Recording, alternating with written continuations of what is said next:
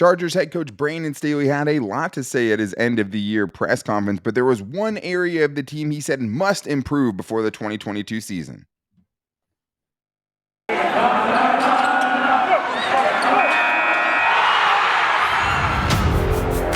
You are Locked On Chargers, your daily podcast on the Los Angeles Chargers, part of the Locked On Podcast Network, your team every day.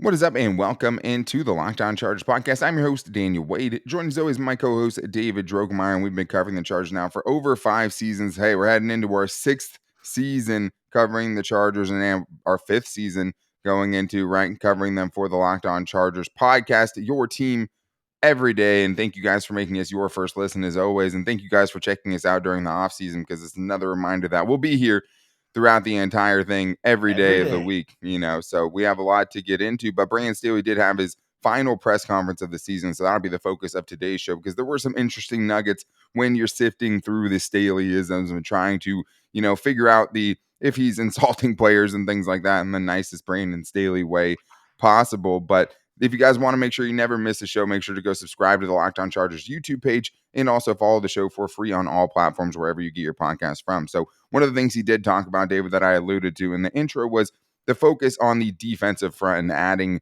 players there and getting much better there, which I do think they need to add a lot of players. But it's nice to see that's on the forefront of what the process is, and also just them doing what they did last year offensively in the offseason this year, doing that defensively and really solidifying things, because they really did do that for the offense. We'll also talk about what he said about Justin Herbert and their ability to kind of keep his growth going, and what he had to say about a lot of players like Mike Williams. What he said in this press conference, does that mean he's coming back for sure, right? What did he say about Uchenna Nwosu, or struggling players like Jerry Tillery and Michael Davis, right? But I do want to start with what he had to say about the defensive front, David, just because it's obvious to everyone who watches, right? And I think for me, it's less, it is about the defensive front, of course, but I think it's just in general adding defensive, impact players, for lack of a better term, because one thing you did say too is just the quality of the guys that you're bringing on, not necessarily what side of the ball it is, but it is going to be an importance on the defensive side. And he did say that there's a lot to do there. He said it's hugely important to add to that. And I think we all saw that with the run defense and obviously not getting enough pressure. It's a full package with that front seven that has to be much better in 2022, and they're planning on making it that way.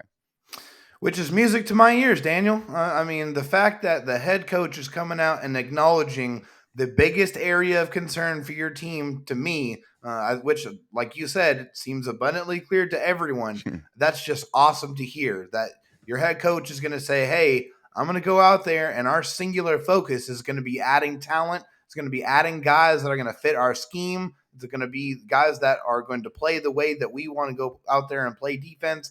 And so they're going to be able to go orchestrate and execute that defense the way that Brandon Staley intended. And he was asked specifically about that, if the team would try to go for players that maybe fits his scheme a little bit better. Daniel Popper asked about, there's a lot of guys headed into free agency, Linval Joseph, Justin Jones, Kazir White, just to name a few. Are you going to now try to maybe overturn that side of things and really bring in more guys who fit what you want to do defensively? Because obviously the defense wasn't anywhere near as good as it should be with Brandon Staley at the helm, obviously, after leading the number one defense in the NFL in the 2020 season, having the disaster that was this year, where there's a lot that went into it, right? But he did say that, it is a huge opportunity to find those guys and to bring in quality guys on that side of the ball. And he also said it reminds him what they did last year offensively. And when you think back to the Chargers offense, David, last year, they had a lot of solid players: Austin Eckler, Justin Herbert, Keenan Allen, Mike Williams. They also had a terrible offensive line, and they heavily invested in it, and they turned it into one of the elite offenses in the NFL with Justin Herbert, and the struggles he was going to have in his second year, which no one can remember now because he was so great, and with the frustrations of Joe Lombardi sometimes, and just the average depth of target and not going downfield enough. It was still an elite defense, and he came through with that side of the equation, right? And to see what they could do potentially if they decide to put that kind of effort and that kind of capital, because it wasn't just the Rashawn Slaters, right, as your number one pick. 3 of your top 4 picks you used on the offensive side of things. The biggest signing that you had came at center with Corey Linsley. The second biggest signing that you had came at left guard with Matt Filer, right? So if they decide to do that on the defensive side of things and let Brandon Staley start playing around with that, because he knew he had to get Justin Herbert right, and we'll talk about that after this.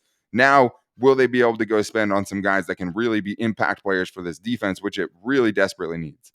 That's what's so exciting about Brandon Staley acknowledging this, is because he said, hey, I got to go out there and fix this offense. I got to get these guys in place to, go out there and really give Justin Herbert the best opportunity to go out there and execute the offense and go out there and put up big numbers, which he definitely did. And, that focus was reverberated through all the decisions that they made. They bring in key guys, spend big money on investing on that offensive line, both in the draft and free agency. If they take that same approach on defense with that track record of success that we have now seen from the moves that they made last year, that's just really, really exciting as a Chargers fan, because that's what it's going to take. I mean, this was one of the worst defenses in the NFL. Don't get me wrong. The pass numbers, the run numbers, they were not good enough. So they have to bring in a lot of guys that are going to be able to come in here and play on this defense the way Brandon Staley wants it. But it's exciting because they've already shown that if they set their mind to something, that they can make big improvements very quickly. When going back to the offensive side of things with Justin Herbert, it was funny because it almost seemed like he was kind of pushing back a little bit on maybe the criticisms of the Chargers offense. And when he was asked about, what he was doing as a head coach, he had, no qualms about saying what he thought, they did under him with that Chargers offense. And what he said was, I feel like we created a structure that allowed Justin Herbert to throw for 5,000 yards and set a franchise record throwing the football and being one of the elite players in the game. We had to get that right. And I know that we got that right. Right. So that was funny to kind of hear him so, confidently just say like, hey, we did this on the offensive side of things. Well, he's like, hey, we had 2,000 yard receivers who had career years. We had a running back that, scored 20 touchdowns. Yeah. He was very, very quick to comment on all of the successes of, the Chargers offense. And by all accounts, if you look at all the numbers, despite the frustrations on some of the play calls here and there from Joe Lombardi throughout the year, this Chargers offense was one of the most prolific in the NFL, bar none. Absolutely. And I think that's another thing too, is like, hopefully, with Joe Lombardi, they can build on that. Right. And the whole thing was being able to, he came in as a defensive coach. And the biggest question was, how are you going to make our defense good? The biggest question was, how are you going to handle the Justin Herbert situation? Because we have a diamond in the rough, kind of a player, a once in a generation type of a player. And we have to make sure we don't mess that up. Well, they didn't slow him down any in his second season, right? And they obviously had some offensive limitations from a personnel standpoint as well, just as far as missing guys with the characteristics that can do certain things for your offense, like, stretching the field or being able to create yards after the catch and having just explosive players with the ball in their hands. Because I think that's part of it. If you want to run a short route kind of an offense, you better get some guys that can do something with it after those short receptions when you're running so many of them and that kind of thing, right? But they did do a good job with the RPOs and what they did with Justin Herbert specifically to kind of accentuate a lot of the things he does well. Maybe the one that they need to do better at, right, to make their offense be able to reach the optimum, potential of what it has, and that's using Justin Herbert's big arm as much as possible. Yeah. And even though he actually had a better average depth of target this year than he did in his first season, you always want to see more, right? And you know that this offense can be more explosive and not need 15 plays to get down the field on any given drive, right? But there was a lot he had to say, and a big part of that was what they did with their rookie class. So I think it's important to talk about, is this rookie class a lot better than the one they drafted last year? Because last year they had Justin Herbert, right? But did they get more total contributions out of this year's rookie class? Besides that. Exactly. And he had a lot to say about the rookie class, a lot of good things to say, and including a lot of players, that are heading into free agency or maybe that had some struggles and what he expects from them going forward. So I definitely have to touch on those things because it's probably the last time we're really going to get an in-depth press conference from Brandon Staley like this, an hour-long press conference. I don't think we're seeing many more of those coming. But I do need to tell Chargers fans that if you guys are going to get ready to bet on the playoffs and the Super Bowl, which is the number one betting day to bet on any sports of all time, there's one place you guys have to check out, and that's onlinegambling.com. We thank them for sponsoring today's podcast. If you don't already, onlinegambling.com is a website dedicated to giving bettors the edge throughout the playoffs. They're providing you with the best NFL tips, news, and more to help you guys make the best bets as informed as ever. And One thing that I had to definitely do when I was getting into sports betting was find some places that could tell me how to do it and what the best bets were. And that's what you're going to find from onlinegambling.com. And the Super Bowl is coming up fast. And if you guys want to know who they think are going to make it to the Super Bowl, you can go to onlinegambling.com/NFL and go to their OG tips page. That's where you're going to find the best advice for who they think is going to make it. If you guys want to put some bets down on that. For me, I said yesterday, I mean, I think at this point I'm saying Chiefs and Packers. And I don't know if I said yesterday, but I'm going to say that the Packers that beat the Kansas City Chiefs, and that might be a little biased from me, but I think the Packers have what it takes. I think if they can make it through the NFC and some of those tougher teams that could give them a tough matchup, I think that they can be a Chiefs team. Now, we've seen obviously have some down performances this year, but make sure you guys go to onlinegambling.com to see what they have to say about that big game coming up, because they're obviously the experts. But if you're planning on placing a bet during the playoffs, make sure you head to onlinegambling.com before you do to make sure you have all the information that you need. Make sure to visit onlinegambling.com/NFL for all the latest gambling news, tips, and info to beat the odds and give you the edge throughout the playoffs. Remember, that's onlinegambling.com/NFL to make the most out of this year's playoffs.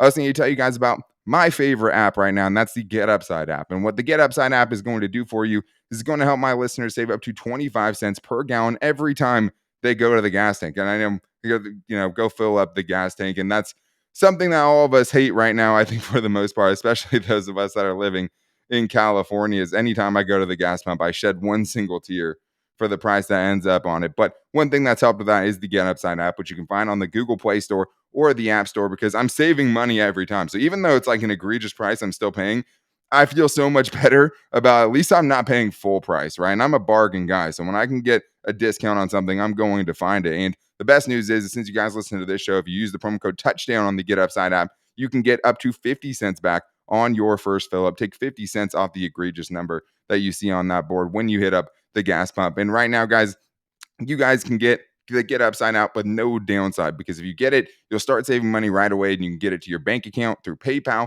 You can also get it on Amazon gift cards or other big brand gift cards. There's really no downside to it. If you're a rideshare driver, you can save up to hundreds of dollars a month. And make sure when you guys get the Get Upside app, use the promo code touchdown, all caps, one word, to save up to 50 cents per gallon on that first fill up. All right, David. Well, we talked about, what Brandon Staley had to say, generally speaking, about the defense and the offense. And one of the things that I was excited that he talked about was the rookies, and specifically what they got out of the rookies. And I mean, let's talk about him. You have Rashawn Slater, who he said is an all-pro. You have Asante Samuel Jr., who's a starting corner in the NFL, which is really, really tough to do as a rookie. And he said, just look at last year's class of rookies before Asante Samuel Jr. and how they did their first season. It's not an easy thing to do. A lot of good corners this year with Patrick Surtain, Eric Stokes, Asante Samuel Jr. These guys were definitely the exception this year. But you also have guys like Trey McKitty, who he said started at tight end. You have Josh Palmer, who filled in, I think, in a big way. I mean, if you look at Josh Palmer's first season compared to Mike Williams' first season, it's not even close as far as production goes. He had a much better season, a much healthier season. They probably had the best hands on the team, or at least the most reliable hands. And that's, with Keenan Allen having 10 drops, that conversation starts coming up, a lot more easily, who has the best hands on the team. But I do think there is, he's right about that and what they got out of their rookies. And I think this is one of the better immediate classes that they've gotten in recent years, when you're getting that production out of, the picks that you got in the first 3 rounds. Well, it's not just the production from the picks. It's the production at the positions that they got those picks at, and how important those picks were. Premium positions, for sure. Premium positions, and unequivocally the most important needs that needed to get filled. Left tackle, the position you've been looking to address for years. I mean, for it seems like decades as a Chargers fan. There's only been a couple of really good left tackles. The last one I remember is Marcus McNeil. And so the Chargers have been really trying to find a guy to have that will play at that level, and they found that and more. Rashawn Slater is an animal. I mean, he is what you dream of when you are building a left tackle. Arm length be damned. And by the way, thank you, Matt Rule, for thinking that he's a guard. I really appreciate that. Charger fans are going to enjoy watching him play left tackle for the Chargers for the next decade. And Asante Samuel Jr., before the season even started, we thought that this was going to take some time for this guy to be able to work in, learn the defense, be confident. That did not take place. I think he showed right away that he deserves to play at this level that that he is capable of playing at this level, and that he's going to get better. I mean, he's still a young player. He still has those lapses from time to time, but he had that ability to make a bad play, erase it, and then go out there and make a good play. And I think that just shows you the content of his character and how he's going to go out there and go about his business. You definitely got a lot more contributions from this rookie class than any kind of class that I can remember in recent history.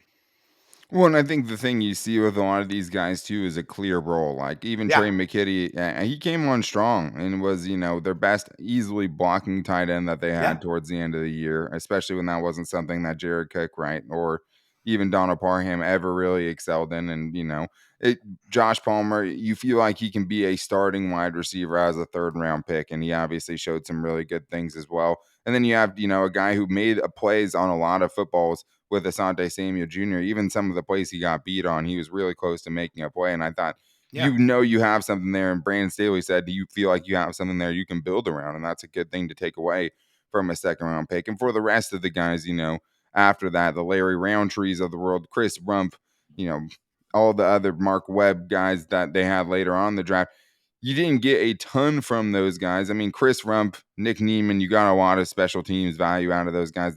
Yeah. They got a lot better. I mean, it was a rough start for them on special teams, but you at least see the roles there for them. You see Trey McKitty as a guy who can go forward as your blocking tight end. You see Josh Palmer as a guy who can go be a wide receiver 3 at the very least right now with the production he had his rookie season. And you look back to the year before, yeah, you got Justin Herbert, but is there another player from the 2020 draft class that you think is going to be a starter for the Chargers at any point going forward?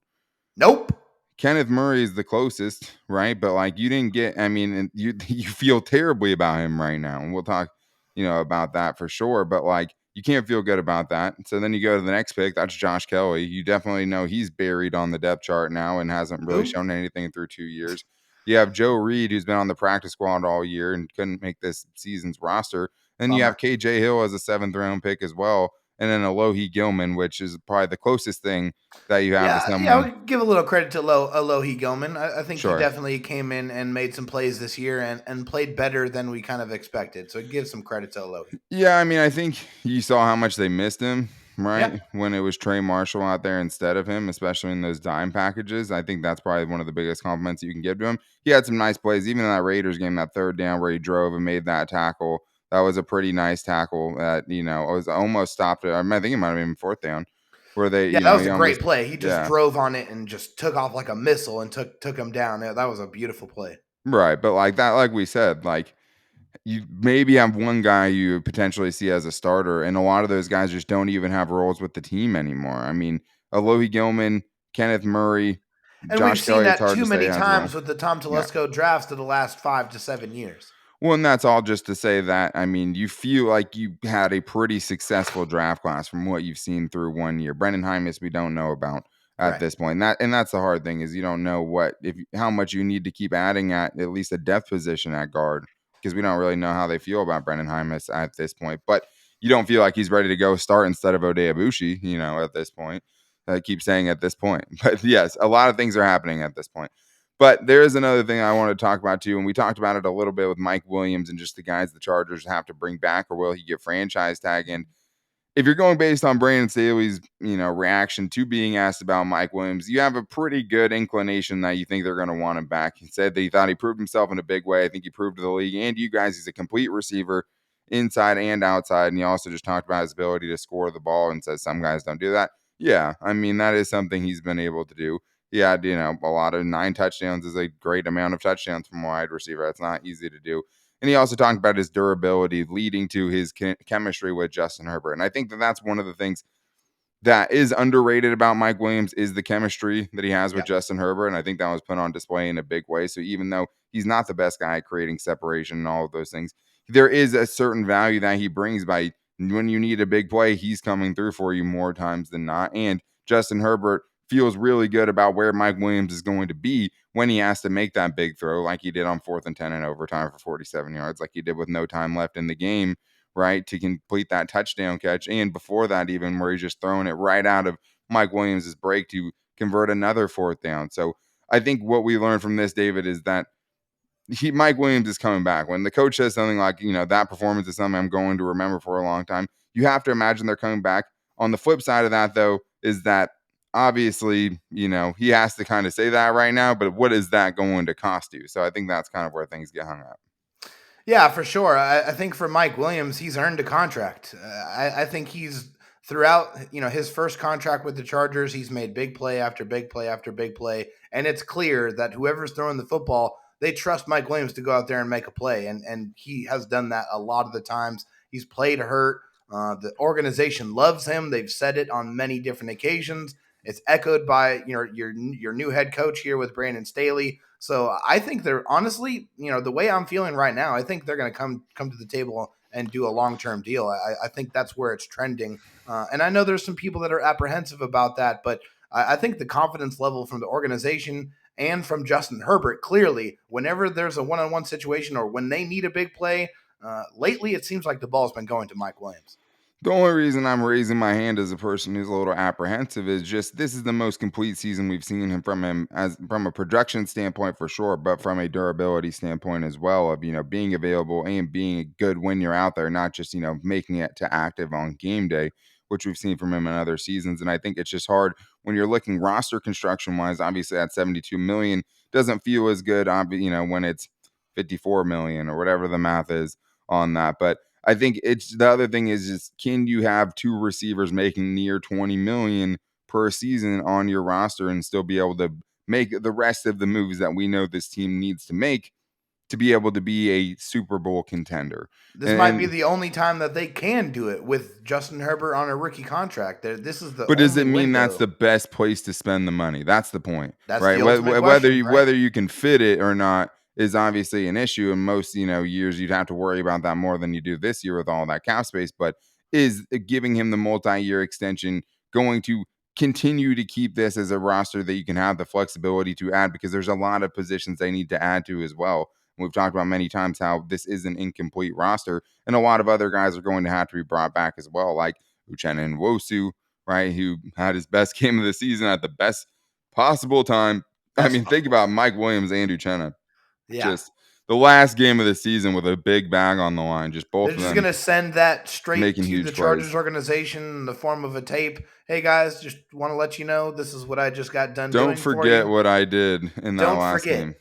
But I was also very interested to hear what he had to say about struggling players as well, with two guys who it's hard to dispute that they have been struggling, and Michael Davis and Jerry Tillery. So we'll get into that. But I do need to tell you guys that with the Super Bowl coming up and the playoffs coming up, the only place you should be placing any bets are with betonline.ag. And BetOnline would like to wish you a happy new betting year as they continue their march towards the playoffs and beyond. And this is the best time because you have every game lined up to where it's not even really hard to bet on games, because there's like one game at a time throughout the playoffs and every game's a primetime game, and you can literally have bets going the entire game and make the other teams that you don't care about as much, you'll start caring a lot more when you're watching and seeing if the over hits deep in the fourth quarter. And the best place to get the best lines, the best props, if you want to make your own props, the best odds that you're going to find out there, you have to go to betonline.ag. They have a new updated desktop and mobile website to sign up today and receive a 50% welcome bonus since you guys are our listeners with the promo code LOCKEDON. So that's free money for you guys to play with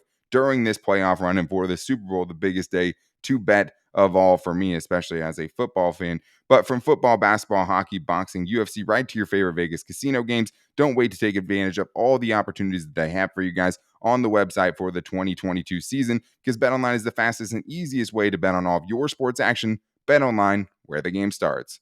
I was going to tell you guys, of course, I can't finish the show without talking about my favorite protein bar, the protein bar that tastes like a candy bar.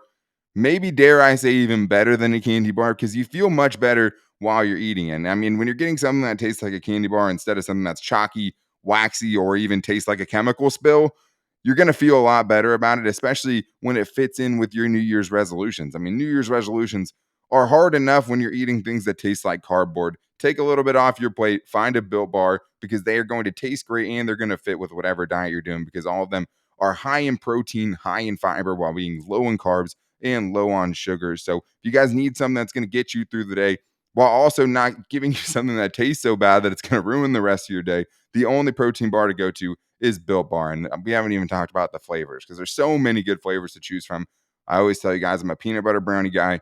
I'm a cookies and cream guy. Some of the limited time flavors have made me, rethink my allegiances, but you could also go salted caramel. You could also go cherry barcia. You could also go mint brownie, which is my fiance's favorite. You're going to find one that you like, especially if you get the mix box where you can try all the bars, find out which one's your favorite, and then just keep buying boxes from there. And that's how I have to do it because mine get stolen all the time and they're just so good. It's hard to go without them. I get upset when I don't have them. But the nice thing is we can even save you guys some money because if you go to built.com right now, you can save 15% off your order with the promo code LOCKED15. That's promo code LOCKED15, all caps, one word to start saving money on the best protein bar on the planet at built.com.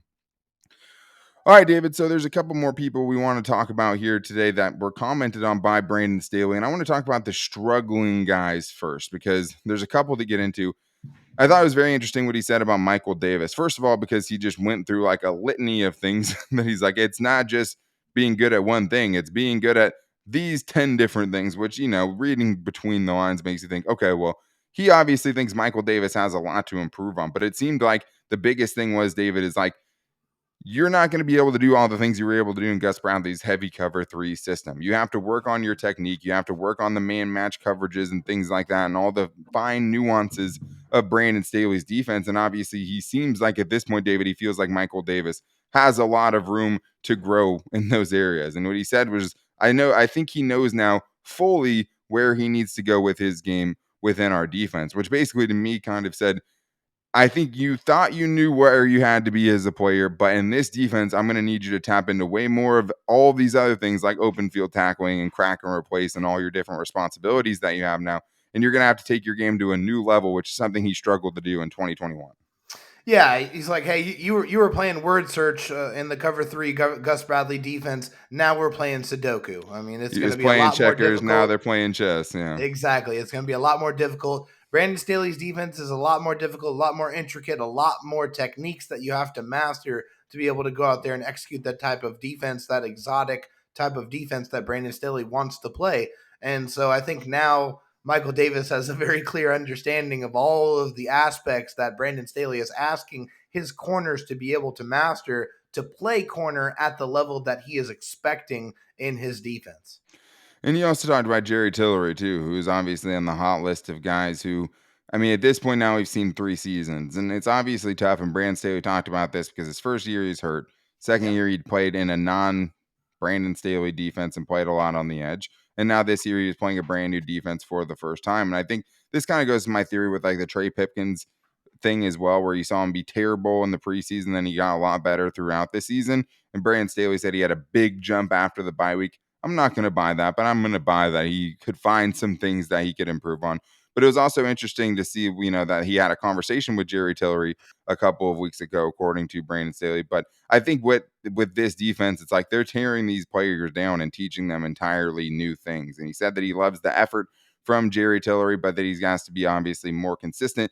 And he said, I think having a full offseason is going to be significant. I've really liked coaching him, and I expect him to improve in a big way. And I think the tough thing about that, David, is just I get that. And I mean, there is, a possibility that, yeah, he learned a lot being in a new defense. He has a much better understanding, where more use words that Brandon Staley used, of where he needs to get to play on this defense and that he can improve a lot. But the problem is like, what he's seeing in Michael Davis and Jerry Tillery as far as the improvements that he thinks they're going to make, is that going to make them wait longer to take a defensive tackle in the draft potentially or spend less on it in free agency? Is that going to make them take a corner on day 3 instead of on day 2, So like, as much as I believe him that he thinks these guys can improve, and obviously there's a lot of room for improvement, at a certain time though, you can't rely on these players anymore. You can throw Kenneth Murray in there as well to get these results, right? Because at a certain time they're just not good enough, or they don't fit in your scheme no matter how much you coach them.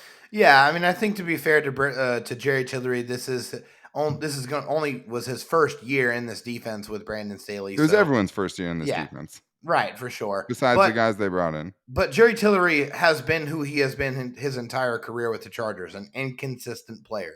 We've seen some bursts and flashes of brilliance here and there as a pass rusher. We've seen a couple of decent snaps against the run. It's just been an issue of consistency. But we know what we need to see from Jerry Tillery. He needs to learn how to shed blocks better, and he needs to know how to take on double teams better. He needs to be a more consistent pass rusher. I think we've seen some things that you can take and move forward with. But there's still a lot with his game, and this is year 3 going into year 4 for him. So the Chargers can't look at this and his situation and think, oh, he's going to improve. We can wait. He wasn't enough. I mean, they need to add more talent to the defensive line. They can't look at him and say, oh, he's going to improve to the point to where we can put that off. And the same thing with Michael Davis. Even with Michael Davis and Asante Samuel Jr. on the field, they need more corners. They need more young, more athletic, more speedy corners. They need more speed on that defense. Yeah, They I need mean, to I think both replace those Chris guys are Harris plenty Jr. fast enough. It was Chris Harris who was the slow one of the group for sure. Right. Yeah. Now I'm not talking about, I'm just saying as a whole, they need to add more defensive backs to this defense, just period, regardless of the level of play of Michael Davis or not.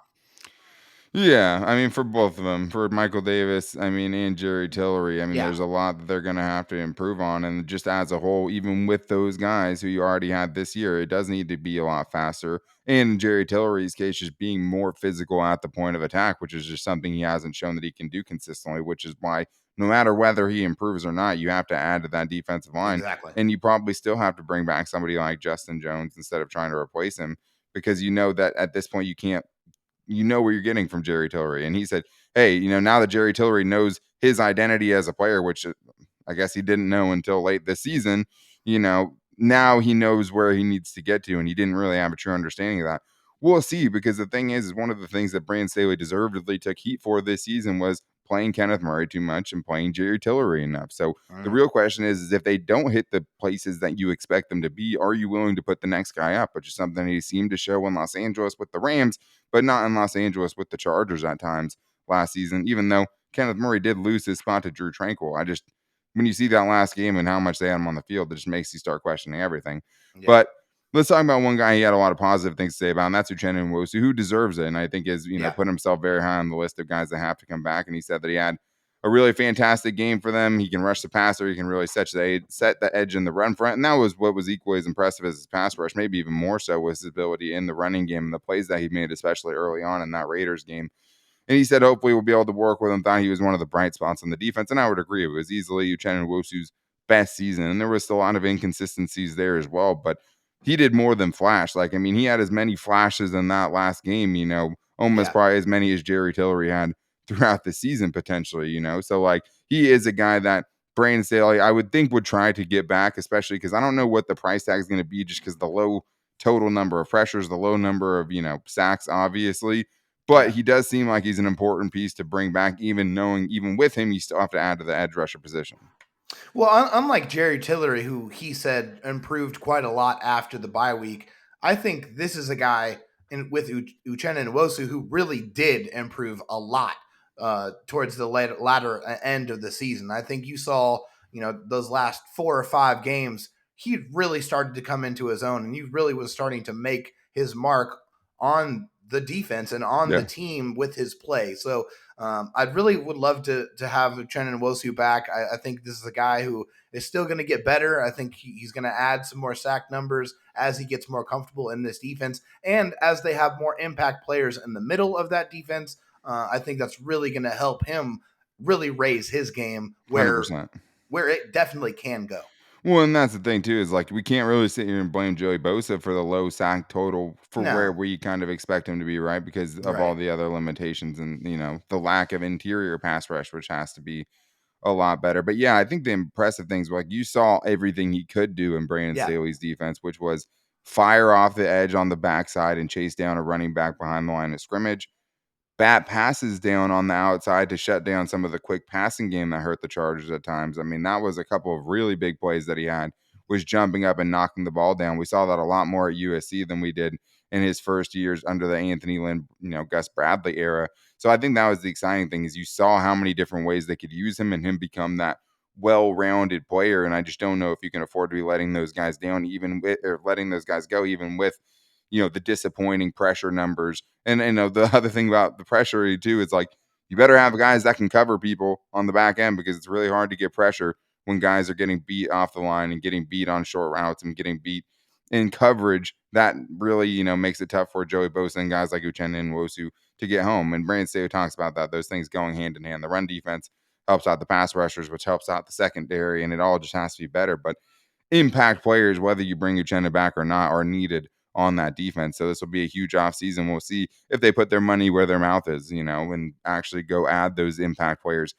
That, because you feel like if you can get that improvement out of the defense, the offense is going to be fine. You have most of the offensive line in place. That upgrade in the right side, that should be a lot better after this upcoming offseason. You have There's a a lot of those lot other less guys. work to do on the offense as opposed to the defense. Yeah, and I mean that can just make this such a more well-rounded team, which I think is worth 3 or 4 potential more wins than they got this year. When you're giving up the amount of points that the Chargers were giving up, but there's gonna be so much to get into for the rest of this offseason, and I'm excited to be here to cover it and diagnose and break down all the players that the Chargers could get, and obviously who they end up with, and how much better they can really get, and if they can make this a Super Bowl contending team and a Super Bowl contending roster. Tom Telesco has a lot riding on it, so that'll be so much fun, and we'll see how much we hear from Brandon Staley going forward. But always a delight to hear at the press conference. Even though there's so many people who just bash Staley, and like I can't, make a huge argument on fact, in part of the defense, on the part of the defense. But like this dude, I mean, as a head coach, what he did with the offense and continuing Justin Herbert's, progression in his career, what he did as a coach, and all the, how many less late game blunders and time management issues we saw under him than with Anthony Lynn. Like, I would follow this guy if he was my coach, and that's only part of the battle. But like that part, he has down. But that is going to do it for today's show. We'll be back with you guys on Monday. As always, we definitely want to get into some season recap and get into some of the biggest games from last year, get out some yearly awards and things like that, and get into some voicemails. If you guys want to get in on that action, the number is 323-524-7924, and we'll be getting into some voicemails soon for sure. If you guys want to make sure you never miss a show, make sure to subscribe to the new Locked On Chargers YouTube channel, which we appreciate you guys checking that out. And also find the show wherever you get your podcast from, whether that's Spotify, Apple Podcasts. And if you guys ever can't find it on any of the big platforms, you can go to our link tree, which is on all of our social media, to find different ways to get the show. Sometimes it randomly doesn't show up places, which is something that we don't know why. It's some magical place where like lost in between some couch cushions or something. But you can always find that link on all of our social media. You can find me on Twitter at Dan Talk Sports, Dave Drogmeyer on Twitter at DroTalkSD, and the show's page at Locked On LAC, as well as our Locked On Chargers Instagram page at Locked On Chargers and our Locked On Chargers Facebook page. But excited to see where this team can go, because obviously they're on the brink of being a really, really good team if they just make the right moves this offseason. We'll see how it goes. But we'll be back with you guys on Monday. Until then, take it easy and go Bolts.